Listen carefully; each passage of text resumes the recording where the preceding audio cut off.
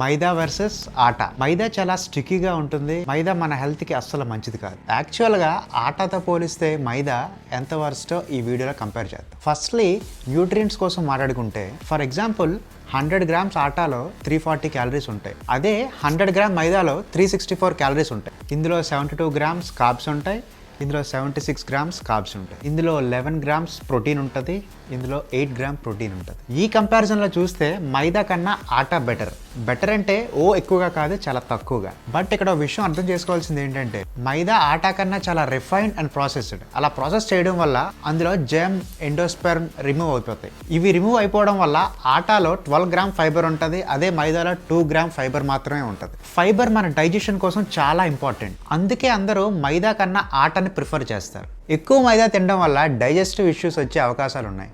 So మీకు కూడా మైదాతో తయారు చేసిన ఫుడ్ తినాలనిపిస్తే వాటితో యాడ్ చేసుకోండి సలాడ్, సో దట్ మీ మీల్లో డైజెస్టివ్ ఫైబర్స్ బూస్ట్ అవుతాయి. ఈ వీడియో కనుక మీకు ఇన్ఫర్మేటివ్ అనిపిస్తే లైక్ చేసి షేర్ చేయండి. Thank you.